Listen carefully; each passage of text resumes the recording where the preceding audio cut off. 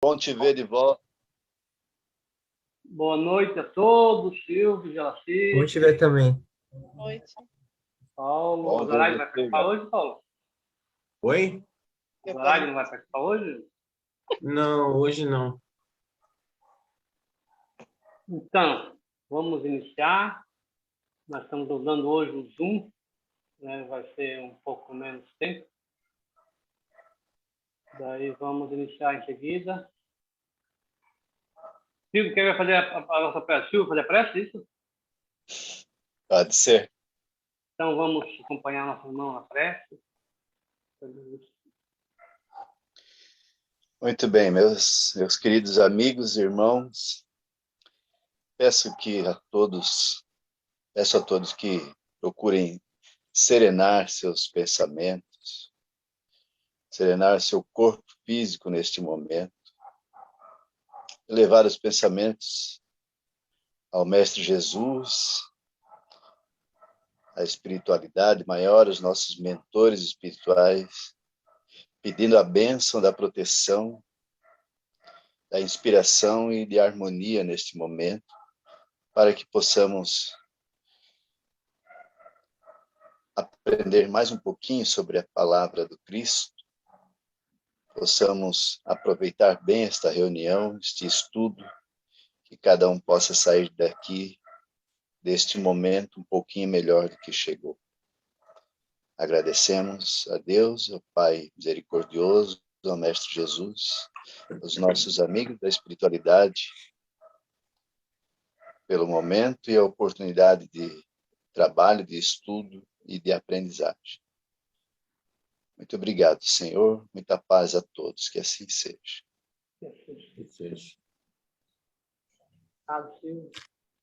Então, hoje nós vamos estar fazendo um estudo que é da Semana da Família. Todos os anos nós comemoramos a Semana da Família, né, com uma atividade fora, né, recreativa, enfim, tem uma série de atividades, mas em função da pandemia não está sendo possível. Então a gente está fazendo uma atividade online, né, onde cada casa estuda um tema e daí é apresentado no Facebook das casas, enfim, cada um dos temas. E hoje é o tema que nós vamos estudar. Nós colocamos para vocês, né, o tema, que é do livro Educação com Jesus, a Conquista do Reino de Deus. Né? Várias pessoas, vários autores. E o tema da nossa conversa, nossa reflexão, é Educação e Evangelho, o Reino de Deus no coração dos homens. Fala sobre a educação, a pedagogia de Jesus. Então, quem ler o texto, né, o que podemos tirar de aprendizado desse texto que foi sendo passado para nós lermos? Quem poderia começar a discorrer para nós? Marlon, leu o texto? O que podia colocar para nós, Marlon, sobre o texto que a gente vai discutir nessa noite?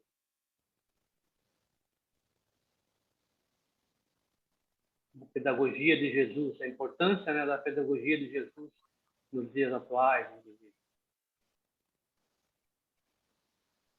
Oi. Eu não li o texto, não. Eu tô aqui mais para escutar vocês, sinceramente. Certo.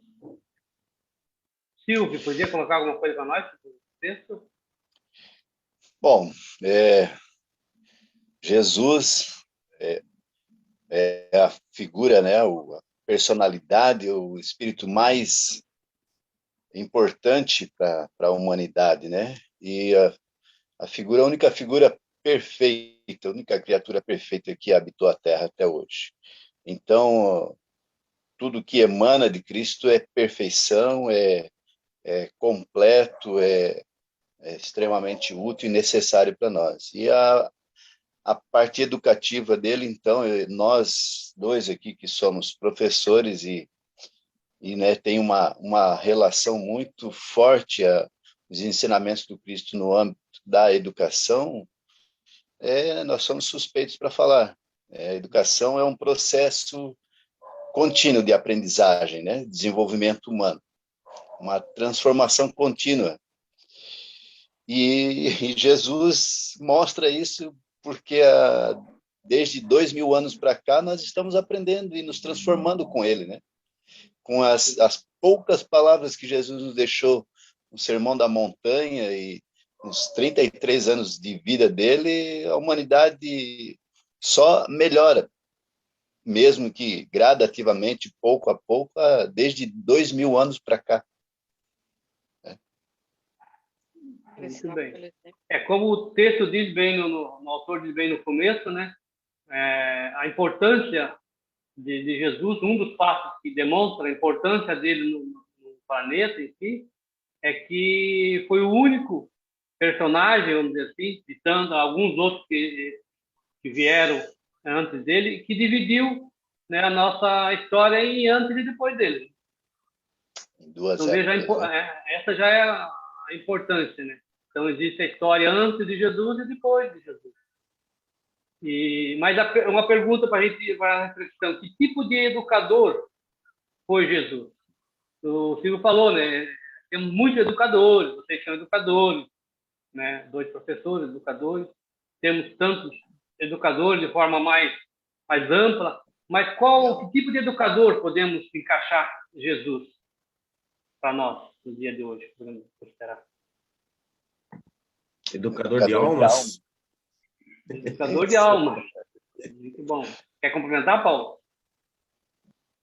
Então, que nem diz o texto ali, educador de almas, que sempre enfatizou a necessidade do empenho da criatura no sentido de educar-se, de progredir, conforme ensinou no Sermão do Monte. Então, esse é o diferencial, né? Enquanto que a maioria dos educadores busca educar uma simples pessoa, né? E a maioria, inclusive, vem ali apenas uma pessoa, um ser humano, né? Uma existência apenas, né? Geralmente veio uma criança, por exemplo, como se fosse uma criança que não tem nada, vazio, que é só colocar ensinamento, que na verdade o Espiritismo nos traz que não é assim, que é um espírito que já tem toda uma bagagem. E Jesus veio justamente mostrar isso, né? E ali existe um espírito. Então ele veio para educar a alma. Então tudo que Jesus falou, tudo que ele fez não para o homem na época, mas para o espírito. Por isso que a mensagem dele é eterna, vamos dizer assim. Não morre, né? Justamente, não morre. O espírito não morre. Então, por isso que quando a gente lê uma passagem de Jesus, parece que foi falada hoje, né? Porque ele está falando para o espírito. Então, sempre vai ser presente, né? Sempre vai ser atual. Então, esse grande educador de almas, né, que foi Jesus, é importante. Né? E daí podemos dizer qual a definição de educação que o Espiritismo nos traz, que esse texto nos faz refletir. Qual a importância, né? Qual a definição de educação que o texto nos traz? É colocado ali, né? Um processo, a educação, como podemos entender que o texto nos coloca, que é um processo de desenvolvimento do ser humano, de uma transformação contínua, que o Silvio colocou, né? Então, essa pedagogia que Jesus veio trazer, na transformação contínua, isso nos remete para o que o Espiritismo nos ensina, a transformação moral do homem, que a gente tanto fala, tanto está buscando, né? Sabemos que isso é uma transformação que não se acaba. Vamos nos transformar, levamos quanto? Uma encarnação para fazer a transformação? Né? Não, vamos fazer sempre. Sempre temos algo a nos transformar. Então, esse é o processo de educação. A educação, no sentido amplo, né, é um processo de desenvolvimento do ser humano. Não é diferente, né, Silvio, Geraci, que são educadores, são professores, né, que normalmente os professores que não compreendem o ser como um espírito, vê ali apenas, né, uma criança que não tem nada, né? Vamos ter que colocar tudo novo para ela. Essa é uma concepção que dificilmente, né, nós ainda é um processo que muito longo, né, que precisa acontecer gradualmente, mas que é inexorável, é uma coisa que de um jeito ou de outro em algum momento vai acontecer, porque nós somos seres em franca evolução. Uma hora vai chegar um momento em que, por exemplo, a humanidade vai seguir uma só religião, como diz no Espiritismo, que é a caridade, e que dentro dessa condição nós vamos conceber a educação não mais como um processo de aprendizagem humana para que você aprenda a ler, escrever e se tornar um cidadão autônomo, como dizem os teóricos, né, da educação humana, mas sim seres completos, né, como diz na questão aqui 685, assim, há um elemento que não se costuma fazer pesar na balança e sem o qual a consciência econômica não passa de simples teoria. Esse elemento é a educação. Mas aí no finalzinho completa ali com o que o Joaquim já falou. Porquanto a educação é o conjunto dos hábitos adquiridos. Então, ao longo do tempo das nossas próximas encarnações, a gente vai adquirindo esses hábitos e essa transformação moral é que vai nos dar a condição da perfeição futuramente, através da educação, mas uma educação completa, plena, né? Quando vamos chegar a isso? Bem, Mário, o que, é que você acha? Quando vamos chegar a essa educação plena, completa aqui na Terra? Você que está estudando também, está se formando, né? Será que as nossas escolas, nossas faculdades estão conseguindo se aproximar dessa educação completa de que fala, que o falou, que Jesus veio trazer? O que você contribui para nós, Marcos? Eu não tava prestando, eu não tava conseguindo ouvir que tu tava falando isso pra mim. Mas o que eu posso dizer é, eu acho que o que a gente tem, por exemplo, a nível, por exemplo, de ensino superior, até de ensino médio, a gente tem muito mais uma instrução do que educação, sabe? Porque a educação, ela é muito mais do que simplesmente você aprender coisas específicas objetivamente, né? Uhum. Educação é uma coisa, é um todo, sabe? Quando a gente está estudando, por exemplo, no ensino, no primário, está muito mais próximo daquilo de educação, porque você aprende, além de português, matemática, ciências, você aprende a como ser um cidadão, a como agir, ao que fazer, ao que não fazer.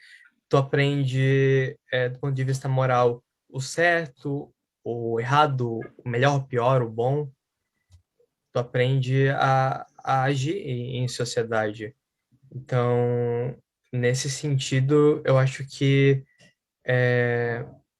por exemplo, a academia, ela instrui sobre determinados assuntos do que faz você sair de lá uma pessoa, tipo, transformada para a vida. É claro que quando você, por exemplo, estuda qualquer coisa, desde o do ensino básico ao ensino superior, ou você faz um curso, uma qualificação, uma experiência de trabalho, você adquire uma bagagem, você adquire experiência e, ao mesmo tempo, você se desenvolve assim.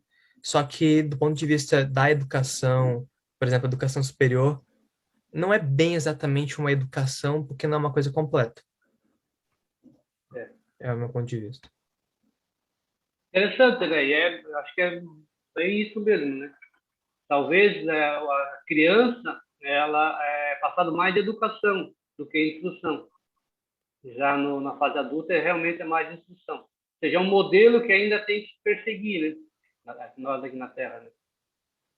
Porque o que acontece? Enquanto criança, ainda se entende que a criança precisa desenvolver. Já o adulto, uma concepção geral, entende que já está desenvolvido. Só que quando a gente fala de desenvolvimento de caracteres, como você colocou, são as características do espírito, né? Que temos a desenvolver sempre. É isso que a humanidade não conseguiu compreender ainda, que ali está um espírito que precisa se desenvolver. não apenas conhecer as coisas, não apenas se instruir, mas o desenvolvimento, né, das suas capacidades, enfim. E é justamente isso que a pedagogia de Jesus vem nos fazer entender, que ali, cada vez que estamos conversando com alguém, estamos conversando com o Espírito, não apenas com uma pessoa que, né, que começou agora. Muito bem. Jesus foi tido com alguns nomes, alguns títulos, enfim, mas qual o título mais importante, né, de Jesus, de que ele aceitou? Ser chamado de quê? Foi chamado de uma série de coisas, mas qual o título mais importante e por que esse título que Jesus aceitou ser chamado? Que no texto nos traz. Lembram qual o título? Mestre, né? Mestre. Quando chamaram ele de mestre, ele disse sim, mestre eu sou. E por quê mestre? O que significa o título, né? Mestre. Tipo, você, Silvio, é um mestre, um professor? O professor podemos chamar de mestre? Não, não. De Eu certa ainda forma, não. sim. Muito longe disso. De certa Se tiver forma, mestrado, né, Silvio? então, O mestre existem aqui, duas situações, né? Pela convenção humana, né, de professor, a etimologia da palavra professor, educador, te leva à expressão mestre, né? Uhum. Mas e aí também tem a questão do mestre por título honorífico lá, por conta da formação dele mais avançada no mestrado. Mas aí, mestre na concepção espírita, nós estamos extremamente longe. Um pouco longe ainda. Mas vamos chegar lá. travou tudo para mim aqui. É? Não sei se o Silvio falou, mas mestre, ele ensina com exemplos, né? Isso foi o que a Gela comentou aqui também comigo, que Jesus ensinava através do exemplo, né? E essa é a grande diferença.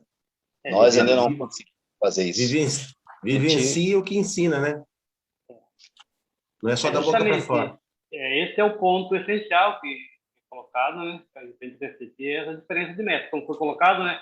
Convenciona-se aqui, né, em nosso plano físico, enfim, na matéria e tal. Mestre é alguém que faz um curso de mestrado.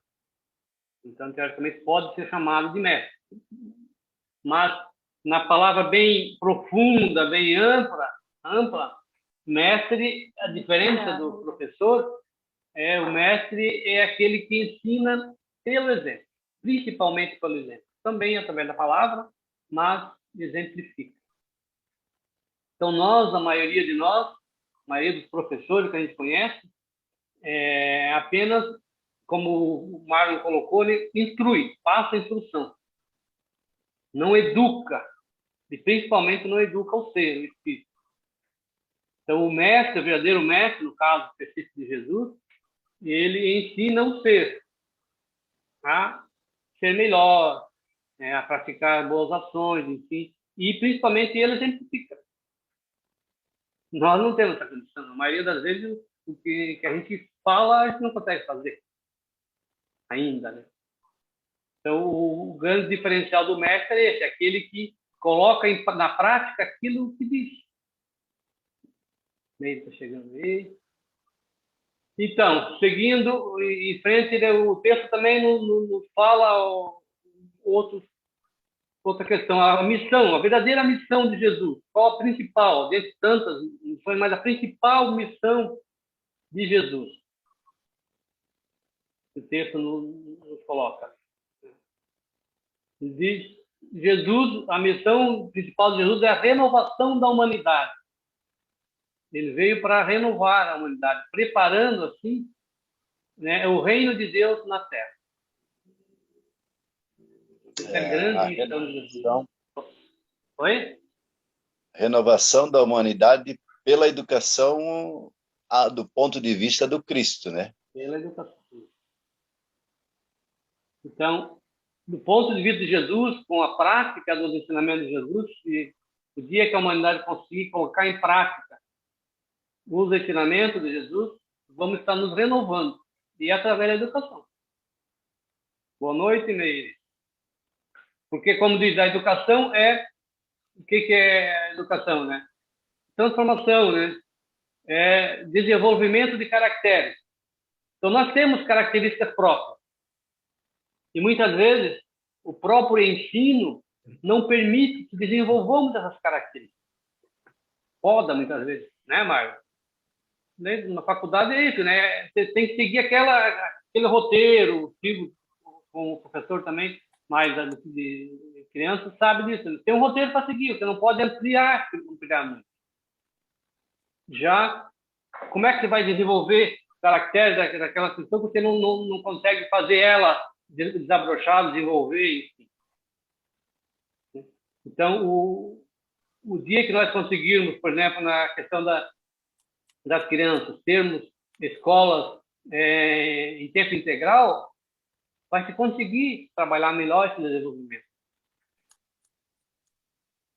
O próprio jovem e faculdade, tem uma faculdade com um tempo integral. Imagina que bacana, né? Poder ter um tempo integral numa escola, uma faculdade, onde além daquela matéria você possa desenvolver outras capacidades. Vai estar desenvolvendo mais e mais. Esse é o objetivo, mas ainda não temos essa condição. Pouquíssimo tem essa condição, né? Então, a missão de Jesus é justamente essa, né? Preparar o reino de Deus. O que seria o reino de Deus?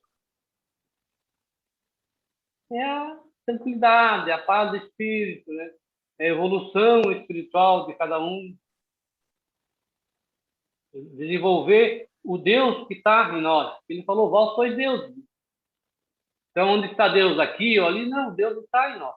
Desenvolver esse Deus que está em nós, que é o amor, a bondade, a caridade, a prática do bem, enfim. De certa forma, ele desenvolve isso nas escolas, né? Mas de uma forma indireta, vamos dizer assim, nos relacionamentos, né? Grupos que fazem de trabalho, enfim, de alguma forma estão desenvolvendo ali, mas de uma forma muito tímida ainda. Muito tímida. Só o Marlon, na hora que quiser falar, não sei que são 27. Muito bem, agora linkando com o Espiritismo, né? E qual o principal papel da educação segundo o Espiritismo? Tem alguma coisa com a educação de acordo com o Espiritismo? Ou podemos comparar com Jesus, com o Evangelho, o papel da educação segundo o Espiritismo? O que eu achei ali foi a quinta, né? Não, Isso. É a quinta? Isso.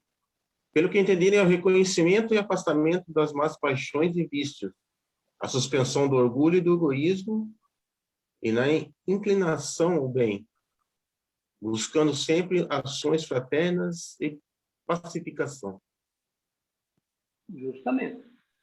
E aquela transformação íntima, né, que nós temos que fazer. É isso aí. Então, o que o Paulo colocou ali, podíamos dizer assim, é a transformação moral do homem, né? Combatendo as suas más inclinações, más tendências, e a reforma em si. Não é isso que propõe a pedagogia de Jesus, transformação da humanidade? Então, a gente vê que a pedagogia, né, a educação, segundo o Espiritismo, está bem em conformidade com a pedagogia de Jesus. O Espiritismo, quando bem aplicado, ele vai trazer justamente os ensinamentos de Jesus para o dia a dia. Não? Vamos conhecer o Espiritismo, né, e praticar, que nós vamos estar se aproximando mais e mais do ensinamento de Jesus. Então, a pedagogia espírita, podemos dizer assim, ela tende a se aproximar cada vez mais da pedagogia do Cristo. que vê no ser um ser integral, um espírito, um ser imortal, e que precisa se desenvolver, e tem todo um potencial que precisa ser desenvolvido.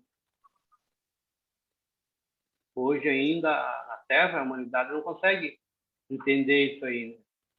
Mas cedo ou tarde é preciso entender. E tanto é que lá no capítulo do Evangelho, né, no capítulo 5, 6, item 5, qual é o mandamento que os espíritos nos colocaram para o espírito? Primeiro, espírita, amai-vos. Primeiro mandamento. E o segundo, instruí-vos. Não foi isso que Jesus veio trazer, né? O amor. Jesus falou para os seus discípulos, né? Os meus discípulos serão conhecidos por muitos se amarem. Poderíamos dizer, se nós somos discípulos do Cristo, seremos conhecidos por muitos se amarem. Nos amarem. Os espíritas, enfim. E que a gente, infelizmente, não vê muito disso. E a gente ainda vê muitas dissensões no movimento, nos grupos, né, Mário? O Mário tem participado de outros grupos, não sei como é que é lá em Florianópolis, enfim. Mas, por quê? Porque ainda existe o personalismo em nós, orgulho, egoísmo, vaidade. Tudo isso vai em primeiro plano, infelizmente. Mas nós estamos chegando lá. Quando nós... Mista, hein? Eu posso fazer um comentário? Certo, Marlon. Vamos lá. Não, fala primeiro, Paulo. Pode falar. Não, falei pro Joaquim que tá muito otimista. Tem que ser, né? Tem que ser. Diga, Marlon. Então, eu frequento um fórum de... É um servidor que normalmente é feito para pessoas que jogam. Mas aí, o meu primo, que é mais, assim, essa geração mais conectada, ele me apresentou esse fórum que é sobre espiritismo, né? E lá, a maior parte das pessoas não são espíritas a partir da família, por ter frequentado casa espírita. É uma forma bem diferente de contato, assim, com a doutrina, sabe? Bem diferente mesmo. É algo mais, para eles, um tanto mais, menos religioso, mais filosófico, científico, sabe?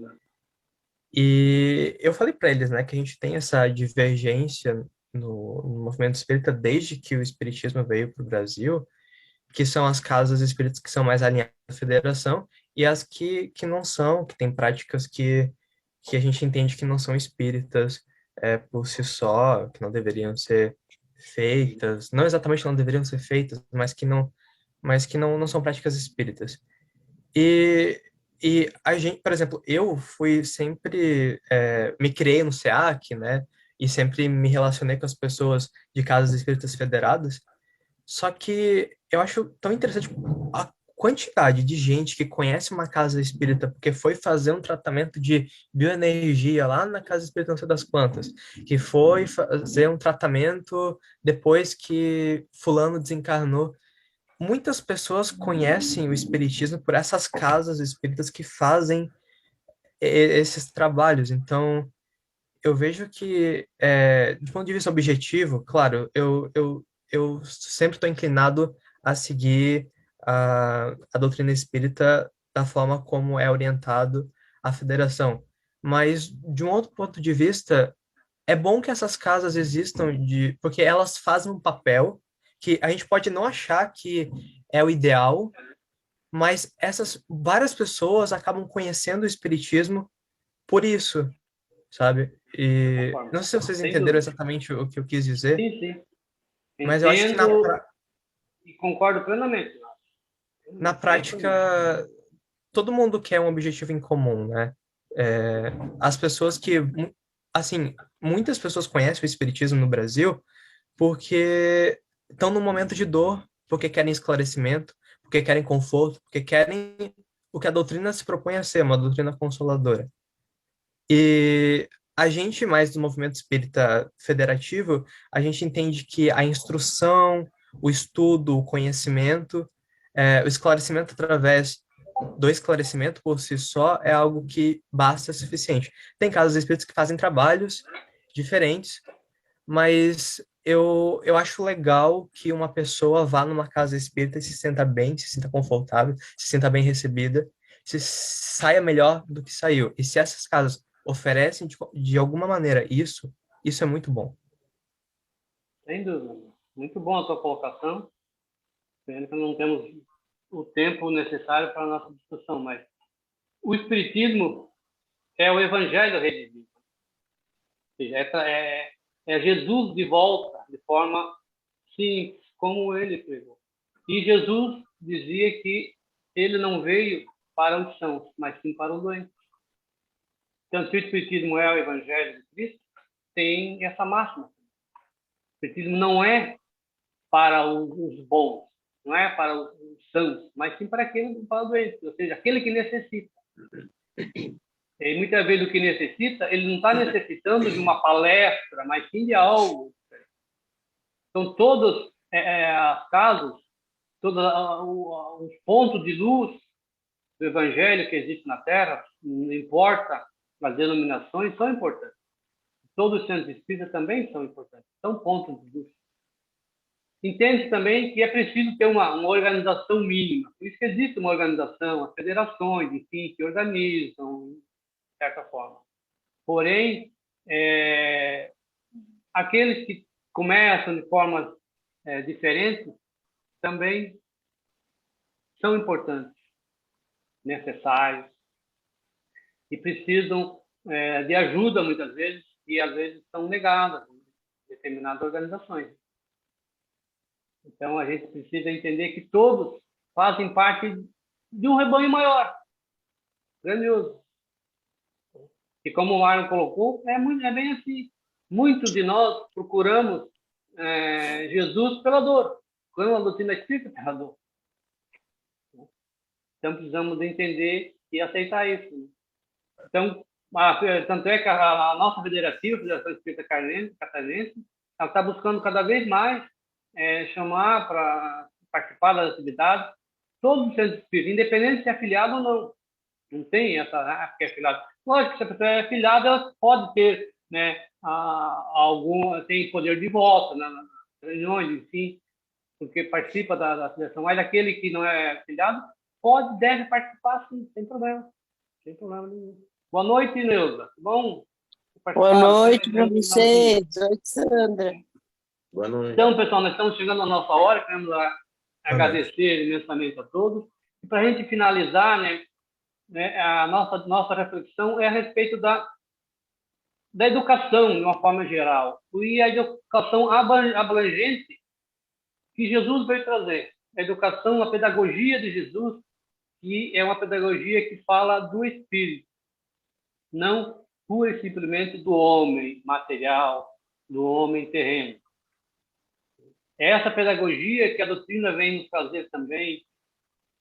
Cada vez que vamos conversar com alguém, em qualquer atividade, uma palestra, uma atendimento fraterno, enfim, precisamos entender que ali existe um espírito imortal que tem os seus pensamentos, as suas ideias, tem toda a sua bagagem do passado e que precisa ser desenvolvido. Tem conhecimento. Muitas vezes, uma pessoa simples e humilde, que a gente julga simples e humilde, pode ter muito mais conhecimento do que nós que nos julgamos superiores. Então, é ver esse ser como espírito imortal. É isso que Jesus vem trazer na sua pedagogia. Ver a pessoa como simples. E tão importante essa pedagogia, tão importante isso aí que ele colocou como a importância maior quem? As crianças, a figura da criança. Não falou, deixe vir a minha criancinha, porque dela pertence o reino de Deus. A gente vê que a criança ela está aberta a aprender, se desenvolver muito mais do que outra. Certo? Então é isso que a gente queria refletir nessa noite. Vamos então convidar a todos para a nossa prece de encerramento, agradecendo imensamente ao Pai amoroso, a Jesus, nosso Mestre, por ter enviado seus mensageiros conosco nesta noite, que possamos, cada um de nós, sair daqui mais e mais forte na reflexão do grande papel que o nosso Mestre Jesus veio nos trazer. Nos fazer ver que somos espíritos imortais. Temos todo um trabalho de educação e de aprimoramento pela frente. Temos a certeza que vamos chegar à condição dele, porque ele mesmo nos disse: vós podeis fazer tudo o que eu faço e muito mais.